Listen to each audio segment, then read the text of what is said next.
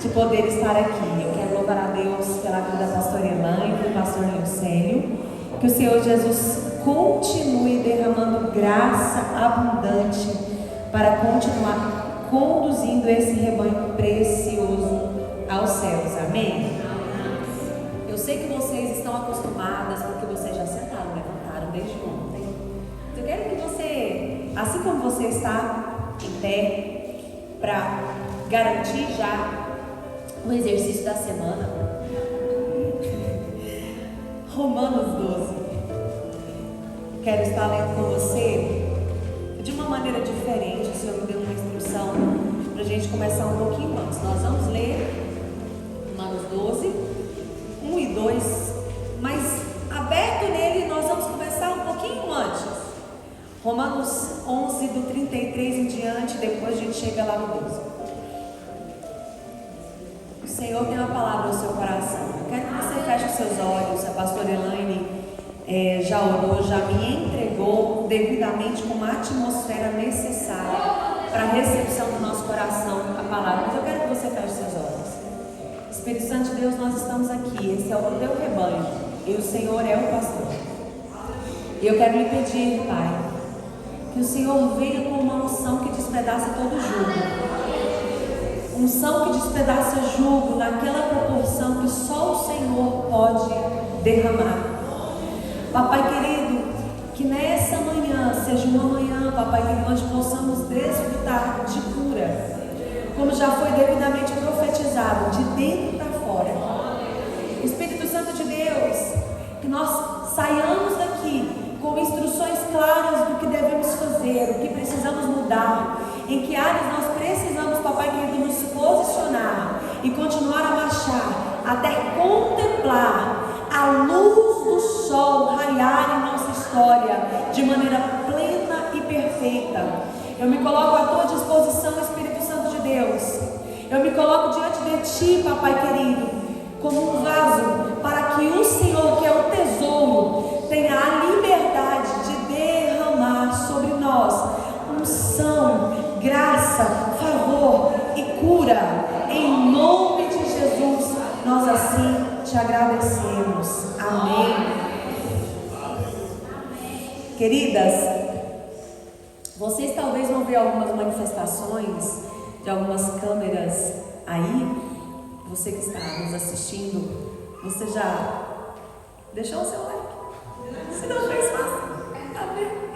Eu vou confessar para vocês que, para mim, era uma dificuldade muito grande essa questão da internet. Mas de uns dias para cá, uns meses para cá, o Espírito Santo de Deus tem me incomodado para utilizar dessa ferramenta. Tenho perdido mais a vergonha e me disposto a estar um pouco mais exposta, não por minha vontade, Deus sabe, mas por uma necessidade e com a certeza de que não sou eu, mas a palavra do Senhor, que é viva e eficaz, tem o poder de libertar. Amém? 11:33. Ó profundidade da riqueza, tanto da sabedoria como do conhecimento de Deus. Quão insondáveis são os seus juízos e quão inescrutáveis os seus caminhos. Quem, pois, conheceu a mente do Senhor? Ou quem foi o seu conselheiro? Ou quem primeiro deu a ele para que lhe venha a ser retribuído? Porque dele, por ele, por meio dele e para ele, são todas as coisas. A ele, pois a glória eternamente. Amém. 12:1. Rogo-vos, pois, irmãos, pela misericórdia de Deus, que apresentais o vosso corpo por sacrifício vivo, santo e agradável a Deus, que é o vosso culto racional, e não vos conformeis com este século, mas transformai-vos pela renovação da vossa mente, para que experimenteis qual seja a boa, agradável e perfeita vontade de Deus. Amém? Podeis assentar em espírito de adoração. Amém? Louvar a Deus também pela vida do meu companheiro fiel. Presbítero Wellington. Obrigada, meu príncipe. Queridas, quando eu estava pensando sobre essa palavra, o Senhor falou muito forte ao meu coração coisas bem importantes que eu quero compartilhar com vocês.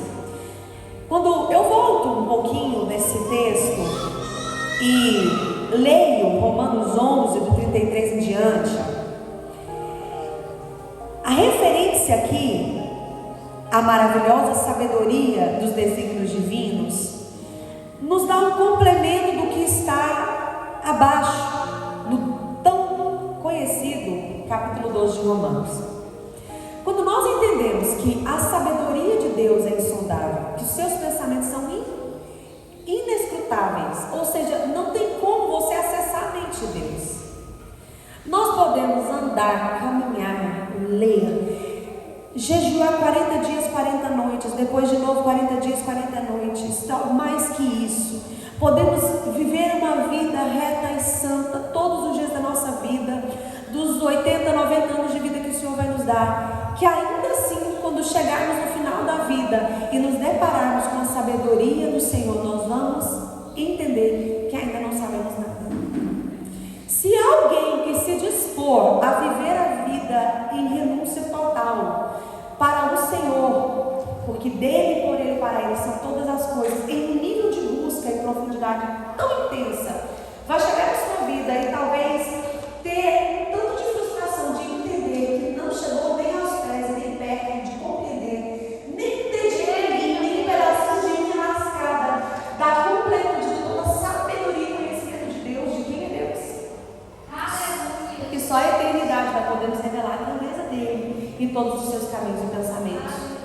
O que dirá, vamos pensar no oposto, o que dirá viver uma vida onde de fato nós não tenhamos a disposição necessária para buscar? Quando você entende que a grandeza de Deus e a sua sabedoria são inacessíveis de uma maneira carnal, ordinária, sem uma renúncia necessária, nós entendemos que se espera, o céu espera de nós um nível de renúncia, um nível de busca, um nível de compreensão de como buscar. Por que eu estou falando isso? Por que essa introdução é necessária? Porque nós, a nossa carne, ela está sempre tendenciosa a buscar apenas coisas agradáveis e confortáveis. E não se engane a ver uma história de vida de alguém que é muito sofrida. Não é porque alguém sofreu muito que é uma pessoa sábia. Não é porque sofreu muito que conheceu de Deus. Não é porque sofreu muito que vai sair pelo mundo contando o testemunho do seu sofrimento. Porque não é sobre sofrer, é sobre superar. O sofrimento não te ensina nada por si só. O sofrimento por si só vai te deixar uma mulher sofrida, uma mulher com marcas e muitas cicatrizes. Agora, a partir do momento que você decide no seu coração superar, aprender, crescer, romper limites através e apesar das dores e dos sofrimentos, aí sim nós começamos a enxergar um nível de transformação e de renovação que o Senhor quer que nós experimentamos nele. Quando nós olhamos para a realidade da vida, cada pessoa com a sua dor em suas proporções, eu mesmo vivo um verdadeiro milagre nessa possibilidade de estar aqui hoje, viva com saúde, sabe? Só Deus sabe os vales profundos que tive que passar. E quando nós passamos por um vale da sombra da morte, ou um vale de Baca, como Salmos também vai nos dizer, que é um vale de lágrimas, onde muitas vezes só Deus e você sabe o nível do seu vale de Baca, de lágrimas, porque a nossa alma, ela tem anseios, a nossa alma tem desejos, a nossa alma tem vislumbres, e quando você é afetada na sua alma por não alcançar algo, ou por ter frustrações naquilo que você tinha expectativa em viver, às vezes você vai encontrar um vale de Baca na sua história, um vale de lágrimas profundo. E quando esse vale de lágrimas chega, o Senhor não está te sofrida, Ele está te convocando para descer o vale. Ele está dizendo: eu estou com você, você não está sozinha. Todos os seus dias de lágrimas, tenebrosos, eu estou com você, eu te acompanho. Mas só que a história não para aí. Eu contemplo, de verdade, eu falo por experiência, há 10 anos escutando pessoas no consultório, e às vezes eu percebo que a pessoa se apega tanto ao vale, tanto, que quando o Senhor dá um vislumbre que é o tempo de subir a montanha, ela empaca, ela pira na batatinha, ela fala: não sei viver montanha não, meu negócio é vale, Senhor, aprendi a viver no vale, me apeguei ao vale.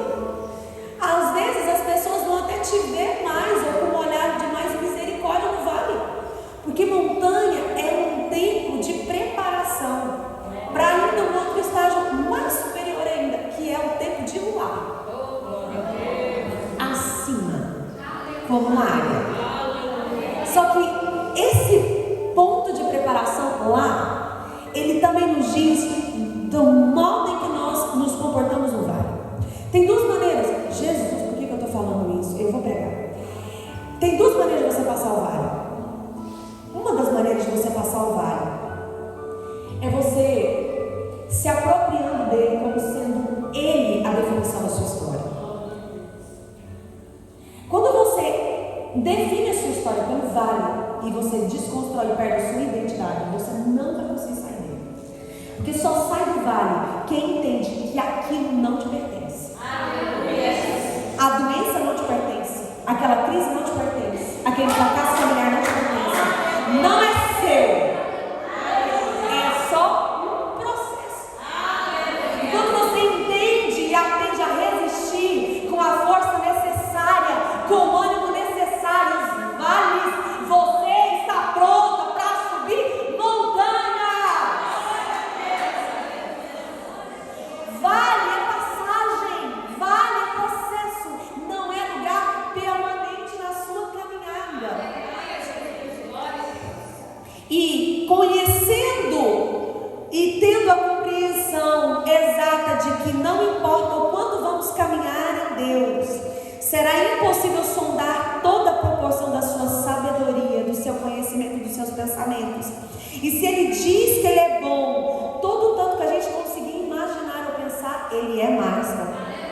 Se Ele diz que Ele te ama, todo o tanto que você tentar acessar o amor de Deus ainda é maior, ainda é muito melhor do que você consegue acessar, porque nós temos limitações na compreensão do total de toda a sabedoria e poder de Deus. Agora, quando nós aplicamos para Romanos 12 e vemos Paulo dizer que é necessário apresentarmos uma oferta ao Senhor, um sacrifício vivo, através do nosso corpo, de maneira santa e agradável a Deus. Esse primeiro ponto do texto, ele diz que Ele está nos rogando, Ele não está nos pedindo. Quando Paulo fala sobre isso, sobre apresentar um culto que seja um culto racional, quando Paulo fala para você e para mim que é necessário apresentar o nosso corpo, ele está dizendo: eu rogo a você. Ele não está dizendo: eu te aconselho, eu te sugiro. Quem sabe você possa, se você estiver com muita boa vontade, apresentar o seu corpo como oferta agradável. Não, ele está dizendo: eu te rogo. Eu rogo, pois, irmãos, que por causa da compaixão de Deus, oh Jesus, quando você entende a compaixão de Deus sobre a sua vida, a misericórdia de Deus, o amor dele sobre a sua vida, você está pronta para apresentar o seu próprio corpo em sacrifício vivo e agradável ao Senhor, porque você entendeu o tamanho da compaixão e da misericórdia dele sobre a sua vida.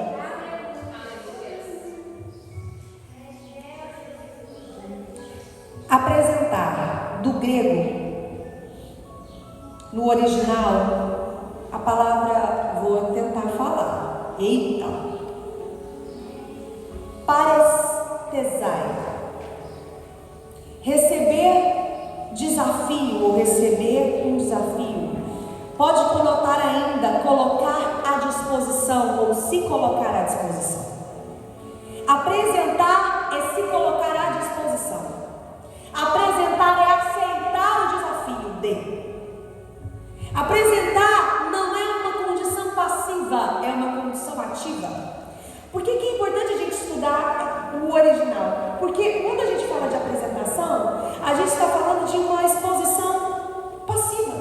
Quando eu falo assim para vocês, vou apresentar-lhes uma garrafinha cor-de-rosa. Olha aqui, estou lhe apresentando. Aqui está. Essa é a apresentação que nós pensamos, né? Não é isso. A apresentação que o Senhor quer que tenhamos é uma apresentação que traz movimento. A apresentação de um corpo e de uma vida santificada a Deus é uma apresentação em onde você esteja disposta, animada, posicionada, pronta para receber o que essa apresentação a Deus vai te trazer. Porque é impossível você apresentar o seu corpo e a sua vida disposta a se santificar ao Senhor e isso não requerer nada de você. Quanto mais você se apresentar, mais mudanças serão necessárias. Quanto mais você se apresentar, mais transformações o Senhor vai exigir e produzir em você. Quanto mais exposição você tiver aquilo que o Senhor quer de você, mais desconfortável será. Sabe? Aquela preguicinha que às vezes a gente carrega de fazer aquilo que tem que ser feito. Aquela passividade, aquele comodismo que nos abraça em todas as áreas da vida. No casamento, na criação dos filhos, na vida espiritual, no nosso relacionamento com Deus. Paulo está dizendo, eu rogo a vocês, eu convoco a vocês, pois meus irmãos, pela compreensão do tamanho da misericórdia de Deus para com a sua vida, que apresente-se de maneira ativa e não de maneira passiva. O vosso corpo, como um sacrifício vivo, santo e agradável a Deus, que é um culto racional, um culto de vida, que não é um culto no domingo ou na terça, um culto que é uma vivência de experiência com Deus, onde você é a igreja e o seu culto começa na segunda-feira, quando você tem que lidar com gigantes. É lá que começa o culto.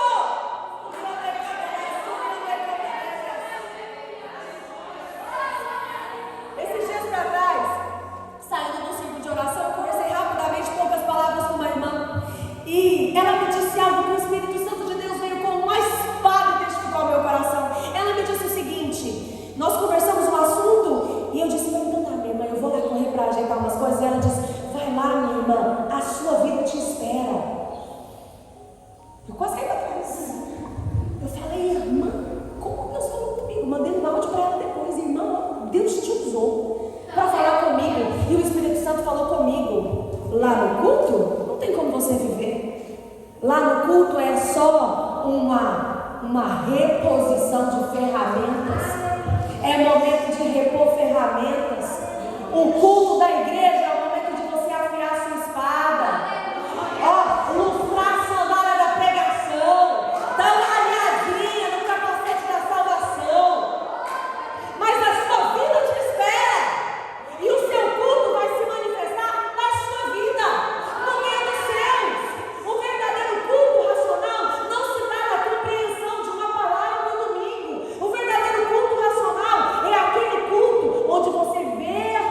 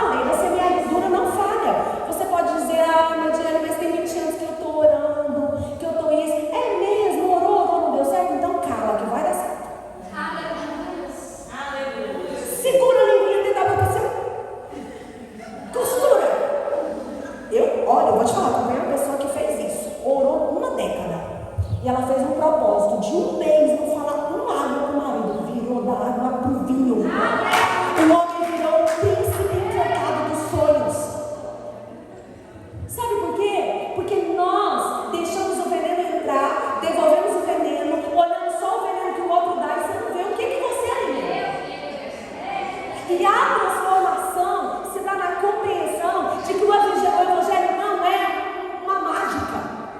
Sabe? O Evangelho é poder de Deus, é sobrenatural, é livre-escolha, é cura, é Deus movendo, sim. Mas a segunda-feira chega. E ser espiritual na segunda-feira é somente hoje. Ser espiritual na segunda-feira é fazer uma comidinha abençoada para o marido, é preparar uma cama cheirosa à noite. Dizer para elas todo dia que elas são amadas. Para com esse negócio, sai pra lá, menino. Deixa de ser besta. Menina não é cachorro, não, gente. Pega no colo, abraça, fala que ama. Diz para os seus filhos que eles são especiais. Depois fica umas mães dos meninos casados, chorando, morrendo. Ai, fulano não vem me ver. Mamãe tá com tanta saudade. Eu vejo que isso, eu acompanho minhas mães assim hoje. Grudou os meninos, põe até pra morar dentro da casa dela. E eu fico olhando, gente, eu lembro desse menino pequeno. E eu lembro como é que essa mãe tratava esse menino pequeno. Eu lembro. Sai pra lá, menino, vai que ser gostoso. Agora, gente, deixa o menino nem casar. Que rolo é esse? Vive as etapas no tempo certo. Vive. Se o bebê é bebê, briga. Se é criança, entende a vulnerabilidade dele, põe no colo, cuida mesmo. Se é adolescente, conversa, entende. Você também foi adolescente. Vou te falar uma coisa, você que não lembra, mas você fez pior. Tá julgando, tá. Porque fulano é mentalidade, já quer namorar. Você namorou um ano antes. Escondido. Para de bobeira, que hipocrisia é essa? Transformação da mente é você entender na prática o que significa evangelho. É você ter empatia de se colocar no lugar do outro e dizer, e se fosse comigo? E se fosse eu? Como que o Senhor agiria? Se ele estivesse aqui em pessoa, Jesus, como que ele agiria nessa situação?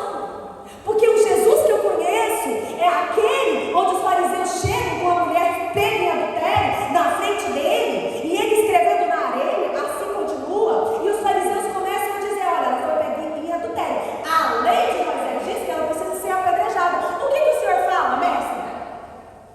Ele diz, ok, tá tudo certo, eu sei, a lei tá certa, tem que cumprir mesmo.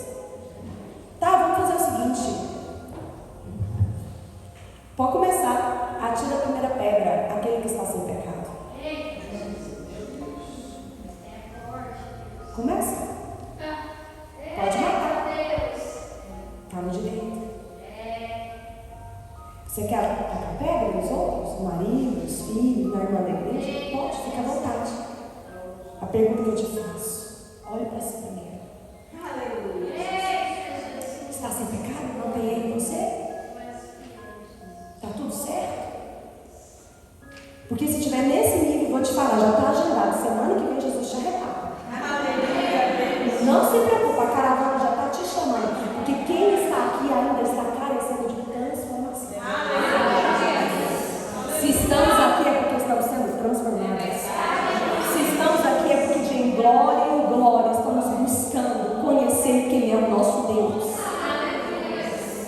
E o Senhor tem ministrado ao meu coração a respeito de um nível de transformação que não é apenas uma transformação mística, sabe? De você talvez fantasiar um nível de vida que não existe. Existem pessoas que querem que as coisas simplesmente desapareçam dos seus caminhos, como mágica, sabe? Seja um problema, não estou orando, Deus vai fazer, Deus vai sumir com fulano. Você já parou para pensar que talvez o que Deus quer fazer não é sumir com fulano? Talvez o que Deus quer de você é que você ame fulano. Você já parou para pensar que aquelas pessoas mais difíceis, mais trabalhosas que você quer que simplesmente sejam arrebatadas da sua vida? Porque Deus não vai deixar você desconfortável. Você é uma filha muito amada. O filho mais amado, Jesus, não foi poupado de nenhum nível de desconforto. Ele teve que lidar com Judas Iscariotes. Ele teve que lidar com Pedro. ele. E ainda hoje ele tem que lidar comigo e com você. Vê se Deus ama Jesus. Me dá a mim e você de filha para ele irmandade total, para ele cuidar. Oh, Jesus! Esse texto nos diz da compreensão das misericórdias, do nível de compaixão que Deus tem conosco. Todo nível de misericórdia e compaixão que nós exercemos nas nossas relações nunca vai se comparar ao nível de misericórdia e compaixão que Cristo exerceu por nós. Sabe? Nós somos muito impacientes uns com os outros, nós somos muito impacientes com as vulnerabilidades dos outros. Por quê? Porque nós sempre nos achamos um pouquinho melhor. A gente caminha um degrau e você olha para todos os outros e fala: meu Deus, como eu cresci. Como é que eu dava conta de conviver com fulano, com ciclano? Mas vai dizer: Jesus, me arrebata logo dessa terra. Não aguenta esse povo. E você vai chegando na perto do céu. Só que aí o difícil é você subir os degraus rapidinho, chegar lá no céu e Jesus fala: não, vou ter que te devolver. Você não aprendeu nadinha.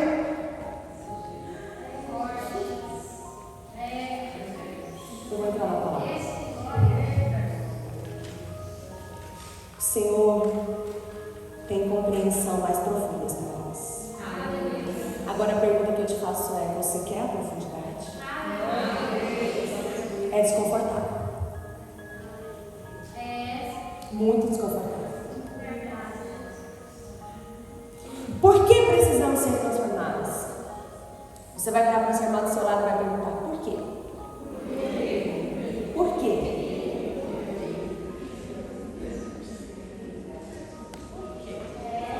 Romanos 3:23, a palavra que ele vai nos dizer. Pois precisamos de transformação. Pois todos, diga comigo, todos pecaram. E carecem da glória de Deus. Esse texto de Romanos 3 não está dizendo porque alguns pecaram, porque o seu vizinho pecou, porque o seu marido pecou, porque os seus filhos pecaram, porque a geração passada pecou. Não, todos. Diz bem alto para essa irmã maravilhosa que está do seu lado. Fala assim: todos. Inclui você.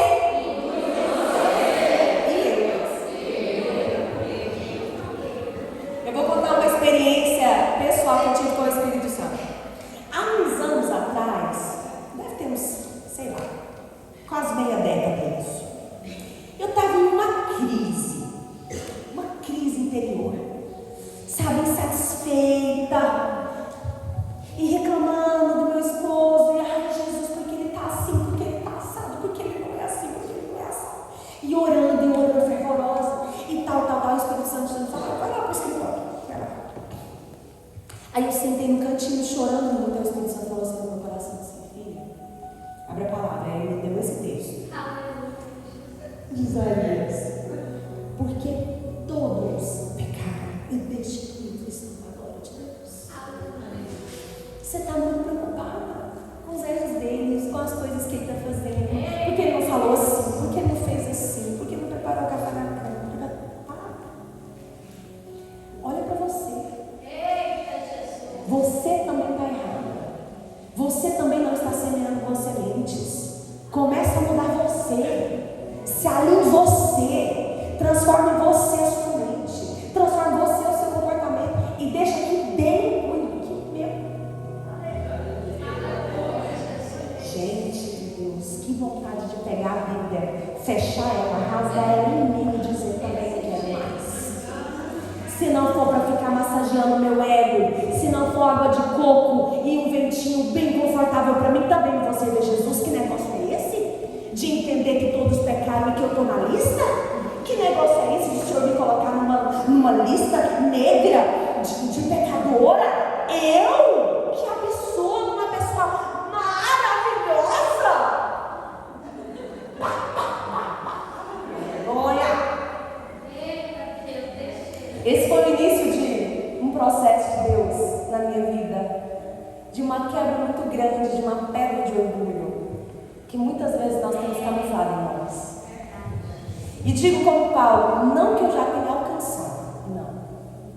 Mas uma coisa eu entendi, uma coisa eu estou fazendo. Sabe? Deixar umas coisas aí que precisa ficar para trás, vamos deixar. E vamos prosseguir para o alvo, que é Jesus. Aprendei de mim, pois que sou manso e humilde de coração. São as palavras de Jesus. Sabe que você não vai ver muito Jesus falar essa palavra especificamente, aprender.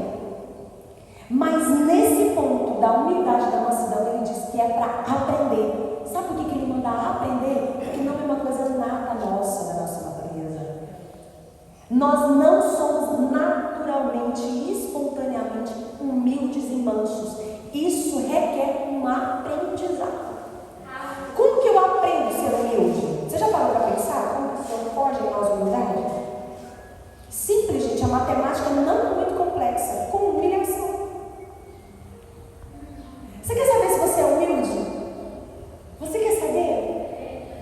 Só quando você for humilhado você vai saber se você é humilde. Não tem outra regra. A conta não fecha se não for por essa equação.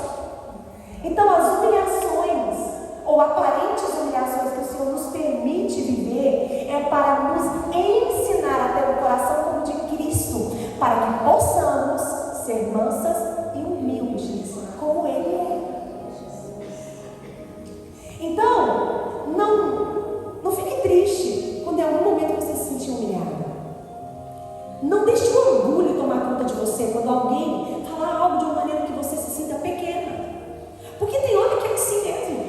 Tem gente que olha para você e você sente que ela está comendo farinha para te engolir. Porque só você sozinha não desce. Aí a pessoa tem que comer farinha para te engolir. Tem gente que é arrogante, que é soberbo. Tem gente que é maldoso. Tem situações que a pessoa nem é mal, mas a pessoa não está num bom dia, ela fala uma palavra que te magoa. E você se sente humilhada, se sente pequena. Sabe? Mas uma das coisas que nós temos que nos livrar nesse processo de transformação é da presunção. Sabe o que acontece quando alguém não faz aquilo que a gente gostaria? A gente é presunçosa. Você já presume mal. Você já presume a pessoa. Você fala, não, fulano falou isso, porque está pensando isso de mim. Eu também não quero nem saber, não quero nem proximidade. E o Senhor já falou tanto no meu coração, para de presumir as coisas. Você não sabe, talvez a pessoa só está com a unha encravada, está com dor de barriga, não te cumprimentou porque estava correndo no banheiro, larga de ser besta. Não, para de bobeira, para de presumir. E de vez em quando o Espírito Santo ainda reforma esse sentimento no meu coração. Não seja presunçosa. Você sabe o que é ser uma pessoa presunçosa? É aquela pessoa que só pensa coisa mal. Ela é boa, o resto da humanidade tudo mal. Fulano não me cumprimentou porque é exibida. Ciclano não vai na minha casa porque ela é nojenta. Ciclano não sei o que lá é porque é muito orgulhosa. E fulano, todo mundo tem uma coisa má. E aí, e você, o que você fala de você mesma? Não, irmã, eu sou florzinha de Jesus, princesa do Senhor. Eu sou maravilhosa. Não disse não. A transformação da nossa mente para nos quebrar todo o nível de presunção na alma, na mente. Gente, nós precisamos ser libertos. Eu acho que as igrejas têm que começar a fazer culto de libertação da presunção e do orgulho do povo, dos crentes. Culto de libertação. Venha ser liberto da presunção. Venha ser liberto do orgulho. Ó, onde fica uma dica? Porque o negócio é muito sério. A gente pensa mal do marido, pensa mal dos filhos, pensa mal da amiga, pensa mal do povo da igreja, e às vezes o que você está fazendo você nem sabe, você só está projetando para fora o que está dentro de você. Porque na psicologia esse termo projeção diz de uma característica do nosso cérebro de refletir como um espelho uma imagem externa como um simbolismo daquilo que é eterno. Então aquilo que eu enxergo no outro é mais meu do que no outro. Por isso que Jesus fala, se os seus olhos forem bons, todo o resto será bom.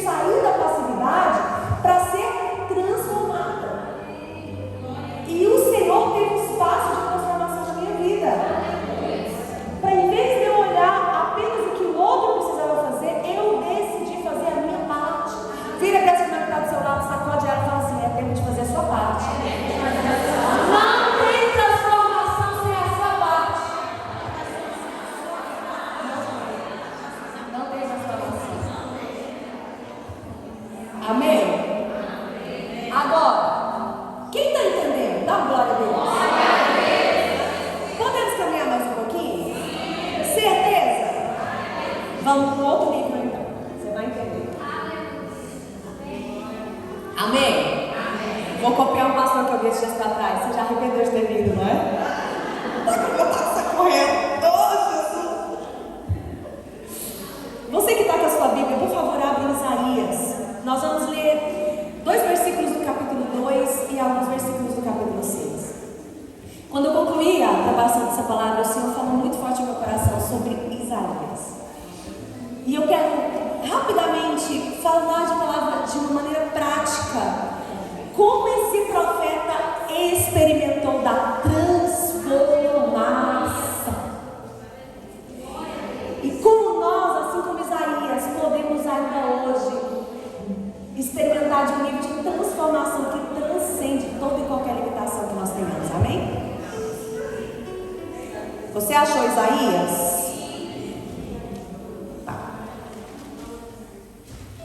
Isaías 2, capítulo 2, versículo 12 e depois posteriormente versículo 17.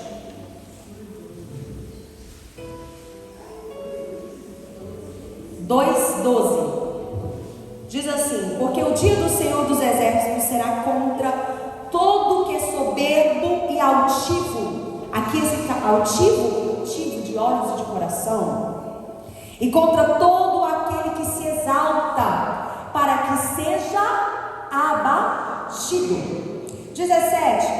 A arrogância do homem será abatida, e a sua altivez será humilhada. Só o Senhor será exaltado naquele dia.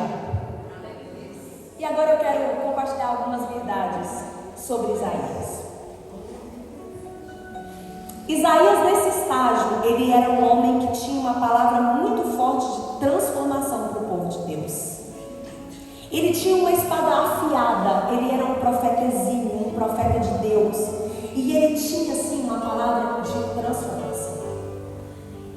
Sabe que eu e você precisamos desejar ter uma palavra de transformação na vida das pessoas. Gente, é ótimo você ter um conselho para uma vizinha, para uma pessoa que está desesperada.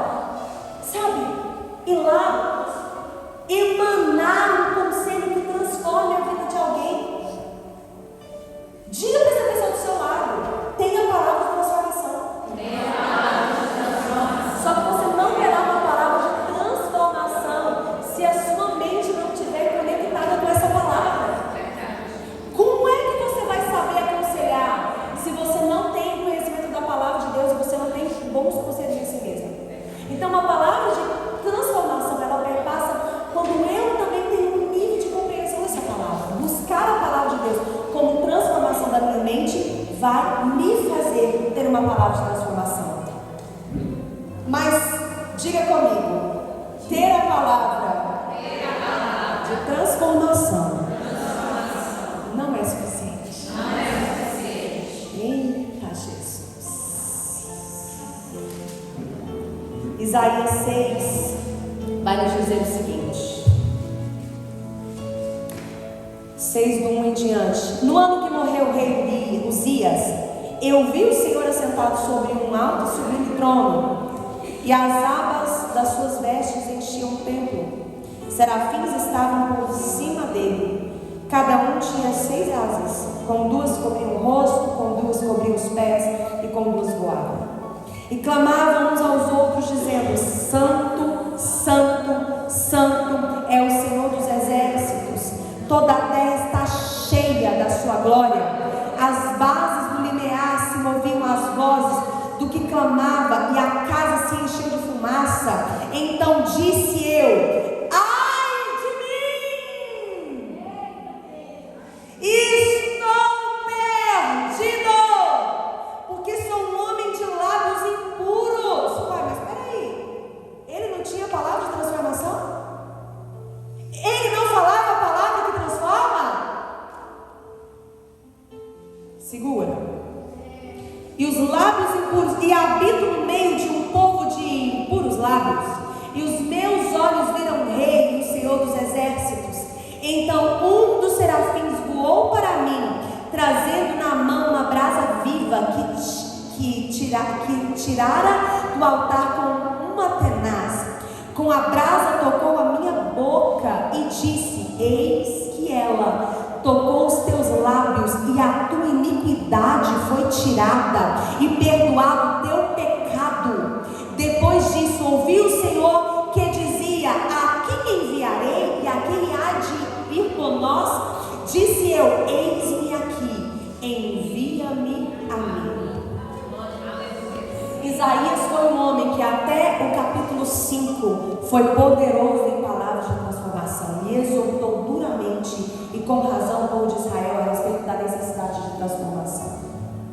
Mas a partir do capítulo 6, ele se tornou um profeta transformado que carregava uma palavra de transformação. A palavra por si só ela é poderosa. Um ímpio, em algum momento, lendo Salmos 91, pode contemplar poder emanado daquela palavra. Uma pessoa sem conhecimento nenhum, falando sobre o Salmo 23, pode sentir o Senhor como seu pastor. Ter uma palavra que transforma é poderoso, é importante, tenha, mas o Senhor quer mais. O Senhor quer que você seja alguém visitado em nível de transformação, ao ponto de não carregar apenas uma palavra que transforma, mas seja um profeta transformado. Nessa visão, Isaías contemplou o Senhor arrancando dele a sua iniquidade.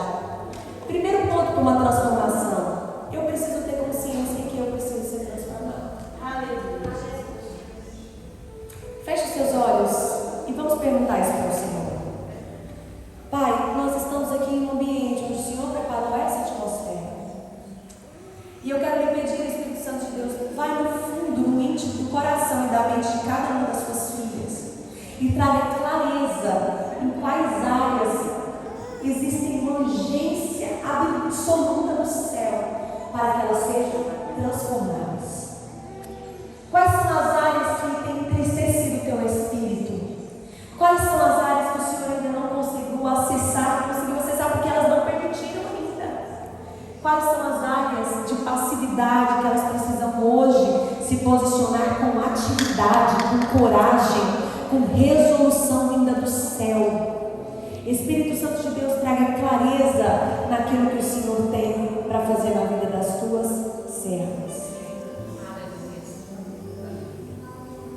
Quando nós olhamos para esse texto, nós entendemos que Isaías foi um profeta que foi tocado por uma transformação. E a transformação que ele viveu do reconhecimento do seu pecado trouxe ele arrependimento. Não há transformação sem arrependimento. Não tem como uma casa ter dois alicerces.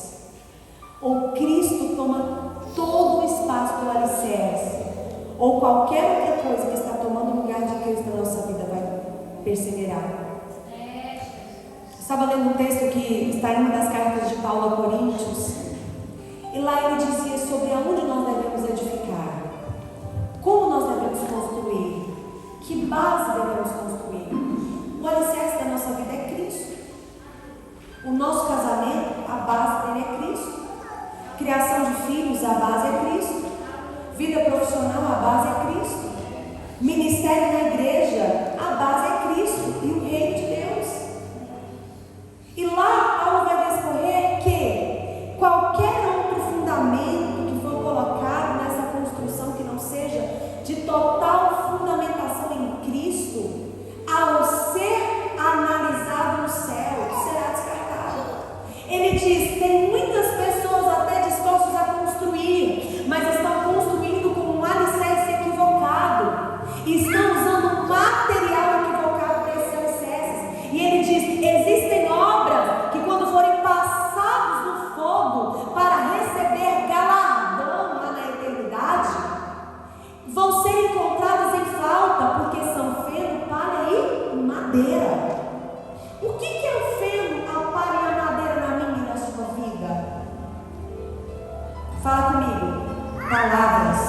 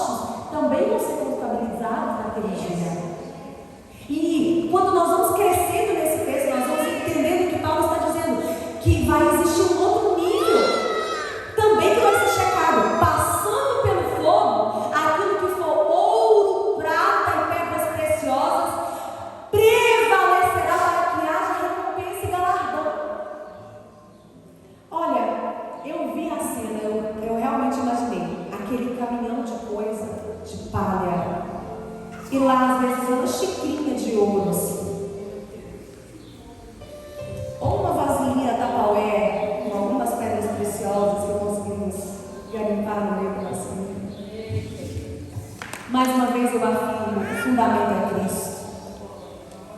Olha, eu prometo para vocês, queria muito conseguir pregar uma palavra muito mais fácil de digerir. De verdade. Só que quando a gente fala de transformação, se a gente não entender o nível de transformação que é necessário, o resto vai só te dar uma boa sensação em um culto maravilhoso de sábado, mas na segunda-feira você não faz a menor ideia do que o Senhor espera de você. Evangelho não é sobre o que você sente, Evangelho é sobre o que você faz. Evangelho não é sobre como o Espírito Santo de Deus é poderoso para te visitar, com o queimou maravilhoso da sua alma. O Evangelho é sobre como você consegue praticar e entender porque você renovou na sua mente. E você pode experimentar a boa, perfeita e agradável vontade de Deus na sua vida. Porque você foi transformado a um nível onde a sua rotina, a sua vida acompanha essa transformação de dentro para fora.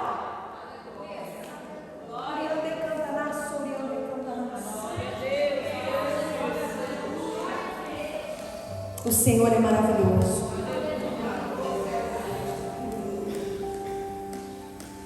O texto vai continuar nos dizendo, em Romanos 12, no segundo versículo: não vos conformeis, saia do comum, saia da sua zona de conforto, tenha uma santa indignação, não pare, não descanse, até contemplar a sua mente, o seu corpo, o seu espírito alinhados com o Senhor.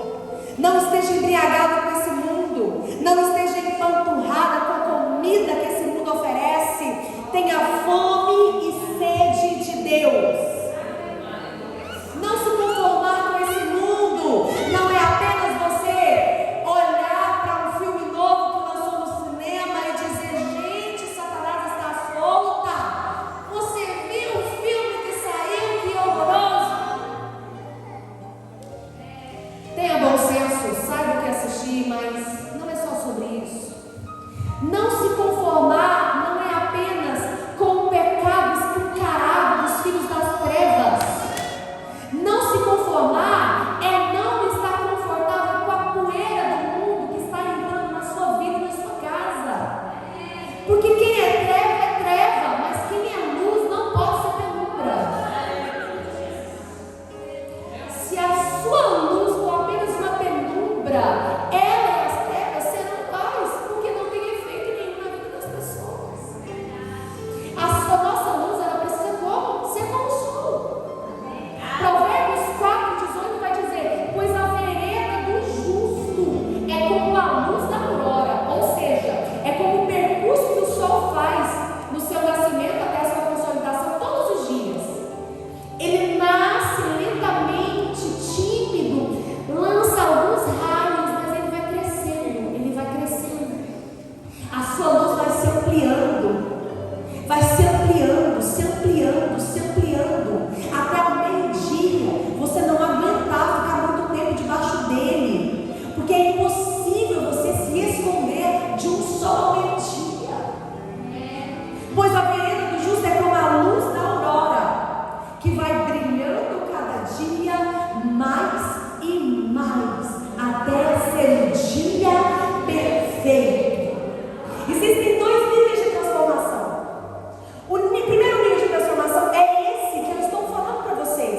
É uma transformação da nossa rotina diária, da nossa maneira de pensar, que muda o nosso comportamento, os nossos sentimentos, com as nossas famílias, com a nossa família, nosso posicionamento no reino de Deus, onde nós não nos conformamos com esse mundo, mas nós nos conformamos não só com o pecado gritante que está lá fora, mas nós também não aceitamos a poeira do mundo nos contaminar, não aceitamos uma vida morna, não aceitamos o Satanás fazer confusão na nossa casa, nos posicionamos, amamos, declaramos a palavra, trazemos todo mundo para perto, perdoamos, limpamos e glorificamos ao Senhor.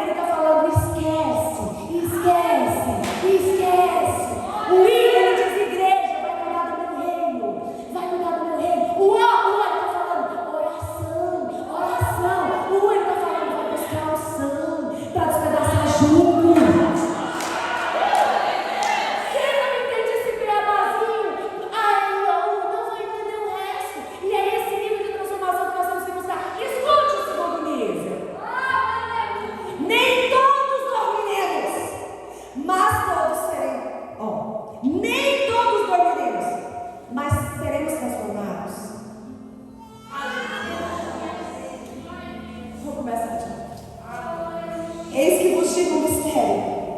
Nem todos dormiremos, mas transformados seremos todos num momento.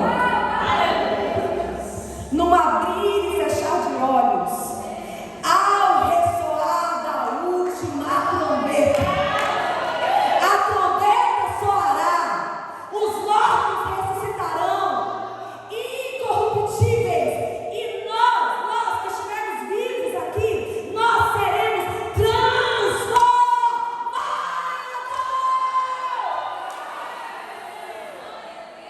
Porque é necessário que este corpo corruptível se revista do que é incorruptível, e que o corpo mortal se revista do que é imortal.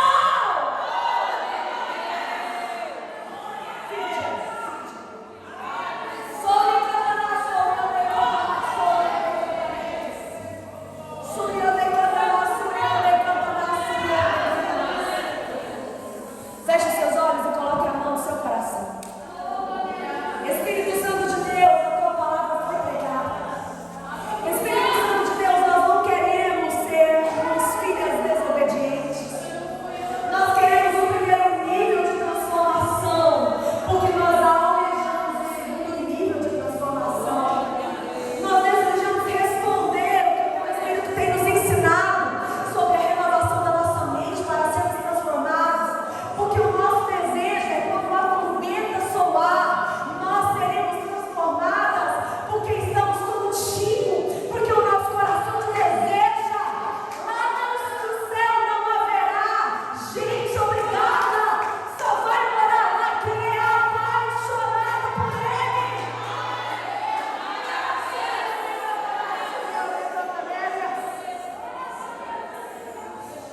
E eu quero rapidamente fazer uma oração para encerrar. Pode fazer. Eu quero que você feche os seus olhos. Eu gosto de fazer assim. Você vai fechar os seus olhos e você vai vir na frente se for com você. Se não for com você, você fecha os seus olhos, olha no seu lugar, que está tudo certo. Espírito Santo de Deus, eu lhe peço, nos dê direção a respeito daquilo que o Senhor quer fazer. E eu quero chamar aqui na frente, você que ouviu essa palavra de alguma maneira, o Espírito Santo de Deus está dizendo para você que é tempo de responder a esse primeiro nível de transformação. Porque você entendeu que se você não responder a esse primeiro nível de transformação, talvez o segundo nível seja algo difícil demais, improvável demais de você alcançar, porque você está tendo dificuldade de responder ao primeiro nível básico do que o Senhor espera de você, de uma mente alinhada com Ele. E eu quero chamar aqui na frente quem precisa de transformação na mente. A sua mente que tem sido aprisionada por ansiedade, depressão, angústia, pensamentos de algo baixa autoestima, de tristeza e toda sorte de sentimentos contrários à vontade de Deus. Esse é o primeiro nível de transformação. Sobre a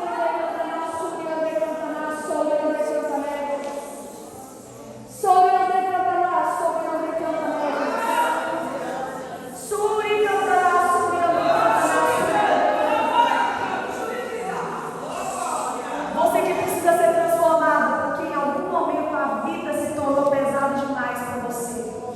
E existem coisas que te mudaram, mas não te mudaram para melhor. E você sente que a transformação, que a vida dolorosa, que às vezes em algum momento você enfrentou, trouxe a você, te traz consequências para o seu relacionamento com Deus enquanto Pai. Também é para você vir e não fique sem a sua voz. Eu vou passar agora o microfone para a pastora Elaine e eu vou estar orando com algumas pessoas. E eu gostaria que as intercessoras estivessem aqui pertinho de nós aqui. Espírito Santo de Deus, eu quero te apresentar, Senhor, cada uma das tuas vidas. Senhor, o Senhor conhece as demandas, o Senhor conhece a vida. E eu quero te pedir, Senhor, cicatrização. Senhor, cicatrização de níveis de feridas que ninguém pode cicatrizar. Ninguém pode fazer, ninguém pode entrar. Mas o teu Espírito que transforma.